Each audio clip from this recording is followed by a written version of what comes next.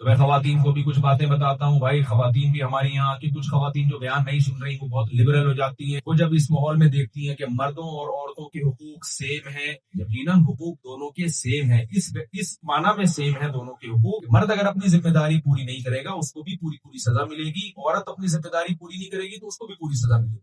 مرد کو مرد ہونے کی بیس پہ اللہ بخشیں گے نہیں کہ تو آدمی تھا لہذا تو نے اگر حقوق پہ ڈنڈی مار تو آدمی میں تجھے چھوڑ دوں گا. لیکن دونوں کے حقوق کی نیچر میں بہت فرق ہے. جو اسلام کے علاوہ جو سیکولر اور لبرل طاقتیں ہیں وہ کہتے ہیں بھائی میاں اور بیوی دونوں کیا ہیں، سیم. لیکن اللہ میاں کا جو قانون ہے خواتین سے، بہت معذرت کے ساتھ، اللہ میاں نے یہ جو ایک عدد میاں آپ کو عطا فرمایا ہے اس کو گھر کا سربراہ بنایا ہے. یہ وداؤٹ الیکشن وزیر اعظم بھی ہے، وداؤٹ سلیکشن اور بل الیکشن یہ گھر کا صدر بھی ہے. نہیں یہ بات بعض دفعہ ہم پہ ہماری مرضی کا صدر اکثر ایسا ہی ہوتا ہے، بعض دفعہ نہیں تو ہمیشہ ایسا ہی ہو رہا ہوتا ہے، نہیں آتا. لیکن جب کوئی وزیر اعظم یا صدر بن جائے تو فالو کرنا پڑے گا کہ نہیں پڑے گا. اب لا بنا دیا بھائی لال بتی پہ رکنا ہے، آپ نے گرین پہ چلنا ہے اور اسپیڈ لمٹ اتنی ہے، آپ کو میں صدر کو نہیں مانتا، یہ میری مرضی کا نہیں. بھائی تو مانے نہ مانے جب ایک دفعہ سربراہ ہے تو آپ کو لا کو فالو کرنا پڑے گا. تو گھر ایک چھوٹی سی ریاست ہے جس میں اللہ تعالیٰ نے میرے اور آپ جیسے بے وقوفوں کو کیا بنا دیا ہے، صدر بنا دیا ہے. اب ہماری عورتوں پر لازم ہے کہ وہ ہماری گھر کے اندر بولو اطاعت کریں، عزت بھی دیں، اطاعت بھی کریں. معذرت اس بہانے شاید کچھ عزت ہو جائے. بھائی عورت پر دو حقوق ہیں. نمبر ایک سپیریئر گھر میں مرد ہے عورت. نمبر دو جو امیر ہوتا ہے نا اس کو رسپیکٹ دینی پڑے. عورت کو شوہر کو کیا دینی پڑے گی، بولو عزت دینی پڑے گی. آج کل یہ عزت گھروں سے نکل رہی ہے. شوہر کی کیا ذمہ داری ہے، ٹوٹلی تمام نان نفقہ اللہ نے مرد کے کندھوں پہ ڈالا ہے.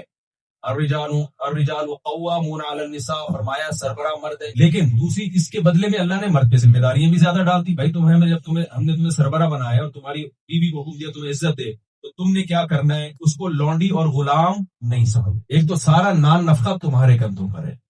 دوسری بات یہ کہ آپ جب گھر کے سربراہ ہو تو سربراہ کا مطلب یہ نہیں ہے کہ اب آپ چنگیز خان بن جاؤ گھر میں. میں آج بیان سن کے مفتی صاحب کا بیگم سربراہ کون ہے، میں ہوں. اب آپ گھر میں ایسے داخل ہو جیسے ہلاکو اوقات پہ. ہمارے نبی نے ہمیں جہاں یہ بتایا کہ مرد سربراہ ہوتا ہے تو پھر آپ نے اس سربراہی لے کے چلنا کیسے ہے. 9 ازواج تھیں ایٹ اے ٹائم نبی صلی اللہ علیہ وسلم کی، کیسے ان کے ساتھ سلوک. میں اکثر ایک حدیث ہر جگہ بیان کرتا ہوں، وہ میں اس لیے ایک بیان کرتا ہوں کہ بہت ساری حدیثیں بیان کریں گے ٹائم لگے گا. ایک پکڑ لو تو اس بات بہت تمیز سے سمجھ میں آ جاتی ہے. امی عائشہ رضی اللہ تعالیٰ عنہ فرماتی ہیں میں جس جگہ سے برتن میں منہ لگا کے پانی پیا کرتی تھی جب نبی میرا بچا ہوا پانی پیتے تو برتن کو گھما کے اسی جگہ اپنے ہونٹ مبارک رکھتے جہاں سے میں نے پانی. یہ ہے محبت کا اظہار. غلاموں اور لونڈیوں اور باندیوں سے انسان ان کو ایسی عزت بولو ایسی محبت نہیں دیتا. تو چنگیز خان نہیں گھر میں رہنا، محبت کے ساتھ بیگم کے ساتھ معاملات گھر میں کرنے ہیں، اس کو ٹائم دینا ہے. اللہ میاں نے ہر رشتے کو قرآن میں بیان کیا اور اس رشتے کا نام لیا. یوم یفر المرء من اخیہ، اللہ کہتے ہیں قیامت کے دن انسان اپنے بھائی سے بردر سے بھاگے گا. تو بھائی کو عربی میں کیا کہتے ہیں، اخ کہتے ہیں. اللہ نے بھائی کے لیے کیا لفظ استعمال کیا، بھائی کا لفظ جو عربی میں تھا اخ کا لفظ. وامہ، اپنی اماں سے دور بھاگے گا. اماں کو عربی میں کہتے ہیں، ہی لفظ استعمال کیا. باپ سے دور بھاگے گا، باپ کو عربی میں کیا کہتے ہیں، اب. اللہ نے اب کا لفظ استعمال کیا. بیوی کو عربی میں زوجہ کہتے ہیں لیکن اللہ نے وہاں زوجہ کا لفظ استعمال نہیں کیا. وہ صاحبتہ، اپنے ساتھ رہنے والی سے بھی دور بھاگے گا. یعنی اللہ نے بیوی کو جو لقب دیا وہ صاحبہ کا دیا ہے. صاحبہ کا مطلب جو آپ کے ساتھ ہمیشہ رہے. آپ جہاں جہاں جا رہے ہیں معذرت کے ساتھ کھلترو کی طرح چپکی ہوئی آپ کے ساتھ. یہ لفظ غلط ہے لیکن مجھے اس کا کوئی آلٹرنیٹ مل نہیں رہا. کھلترو چھپتا ہے نا، دیکھا ہوگا آپ نے بھائی جب ریشمی کپڑے ہوتے ہیں نا سردیوں میں تو کوئی دھاگا چپک گیا. اب کیا ہوتا ہے، آپ اس دھاگے کو یوں ہٹاؤ گے تو انگلی کے ساتھ چپک جائے گا، پھر آپ یوں ہٹاؤ گے تو یہاں سے چپک جائے گا، پھر آپ اس کو یہاں سے یوں کرو گے تو ادھر سے چپک جائے گا، وہ ہٹتا نہیں ہے. تو جب آپ کی شادی ہو گئی تو یہ بیگم آپ کے ساتھ قیامت تک کے لیے. ابا اما نہیں چپکتے، بھائی نہیں چپکے گا. بیگم کا اللہ نے جو لقب دیا ہے وہ چپکنے والی. اب جہاں بھی ہو، تفریح کے لیے جا رہے ہو بیگم، آؤٹنگ کے لیے جا رہے ہو بیگم، آپ کو پھر آپ کی چھوڑ کر آئے ہو وہاں. تو بھائی میں بھی لے کے جاؤں، میں بھی لے کے. جب وسائل ہو، جب اسباب، جتنے وسائل جتنے اسباب ہیں تو میں آپ کو بتا کے تھوڑی لے کے جاؤں. بھی لے کر گیا ہوں اپنے گھر والوں کو, میں نے جہاں جہاں مجھے پاسبل ہوا میں دنیا میں گھمایا ان کو, میں اور آئندہ بھی گھمانے کا ارادہ ہے. لیکن کچھ لوگوں کو ہم نے دیکھا ہے کہ وہ جب بیوی پردہ کرتی ہے, ہوم میکر ہے, وہ ہاؤس وائف ہے, تو اس کے ہاؤس وائف ہونے کا ناجائز فائدہ گھر کی چار دیواری میں بند کر کے تالا لگا کے ایلفی ڈالی اس میں, پوری دنیا میں گھوم رہے ہیں اور اس کو کوئی خیال نہیں ہے. تو یہ خاندانی ہونے کی علامت نہیں, خاندانی ہونے کی علامت بولو نہیں. تو اس لیے اپنے گھر میں ٹائم دیا کرو. میں نہیں کہہ رہا ہر جگہ, بعض دفعہ انسان دوستوں کی محفل ہوتی ہے, لیکن جس طرح سے بعض لوگوں کی عادت ہے کہ لفٹ ہی نہیں کرانا, یہ غلط ہے.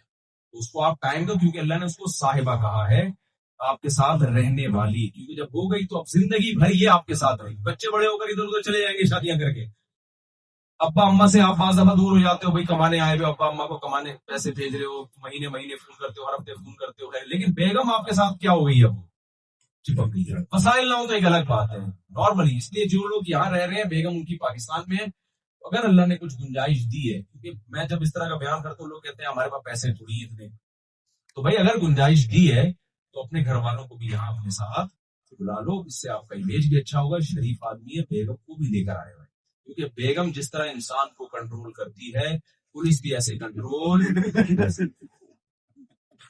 وہ ایک شرابی تھا, روزانہ پی کے آتا تھا, بیگم سے پٹتا تھا. ایک دن اس کو خیال ہوا پھر دیر ہو گئی, تو پلان کے آیا نا, دروازہ پلان, دیوار پلان کے اندر آیا, اور اندر آ کے کیا کیا, لیپ ٹاپ لے کے اپنا آفس ورک کر کے, جیسے بیگم کی یہ امیج جائے اس کے سامنے نہیں, بہت زبردست کام کر رہا ہوں. بیگم نے دیکھا, اس نے بولا لگتا ہے پھر پی کے آیا ہے, کہہ رہا نہیں, بریف کیس کھول کے کیوں بیٹھا ہے. تو آخری بات بس بالکل لاسٹ, یہاں آپ کو اپنے بچوں کی حفاظت کرنی, اور بچوں کی حفاظت کے لیے آپ کو اسلامی اسکول بنانے, یا دینی مدرسے بنانے, یا مفتی خالد صاحب جنہوں نے میرے اس بیان پہ انگلش میں ٹرانسلیشن کی, وہاں پیچھے ٹرانسلیشن چلتی تھی نا انگلش میں, تو ان کا بھی مدرسہ ہے. آپ لوگ جو صحیح دینی مدرسے ہیں ان کو بھول نہ جائیں, کیونکہ یاد رکھو, دیکھو یہاں صحیح کام وہی علماء کر سکتے ہیں جو یہیں کے مدارس میں یہیں پیدا ہوں. ان کو یہاں کی, اگر ہم انگلش سیکھ بھی لینا, ہماری دیسی انگلش ہو, گلابی انگلش ہو, جو یہاں تو جو پیدا ہوا ہے نا, وہ زبان بولے گا جو یہاں جو بولی جاتی ہے زبان. پاکستان یا انڈیا سے جو بھی آئے گا وہ زبان تھوڑی ہوگی اس کی. مدر لینگویج تو مدر لینگویج ہوتی ہے. تو آپ نے یہاں اپنے بچوں کو عالم بنانا ہے, سمجھتے ہو کہ نہیں سمجھتے؟ یہاں اس کے لیے آپ نے دینی مدرسے یہاں کھولنے ہیں. تو میں انشاءاللہ وزٹ بھی کروں گا, ولاگس میں بھی اس کو لے کر آؤں گا. یہاں جو دینی مدارس ہیں, سردست مفتی خالد صاحب ہیں جنہوں نے میرے بیان کا بھی انگلش میں ٹرانسلیشن کی ہے, تو آپ ان سے رابطہ کر سکتے ہیں. بھائی آپ کا مدرسہ ہے, ہمیں بتائیں کیا کرنا ہے اس کے لیے. ہم چاہتے ہیں یہیں پر علماء ہمارے بچوں, آپ کے اللہ نے اولاد دی ہے, ایک کو مولانا بنا دو, کیا خیال ہے بھائی؟ ایک آپ کو تو بناؤ نا, کیا کرنا ہے اتنے بچوں کا آپ نے, ایک آپ کو تو بناؤ. تو یہی کہ جب علماء تیار ہوں گے, وہ دین کی خدمت زیادہ اچھے طریقے سے کر سکتے ہیں. وہ یہاں کے حالات سے واقف ہوں گے, یہاں کے مسائل سے واقف ہوں گے. تو اسلامک اسکول بھی بنائے, کیونکہ سب بچے مدرسوں میں نہیں پڑھ سکتے.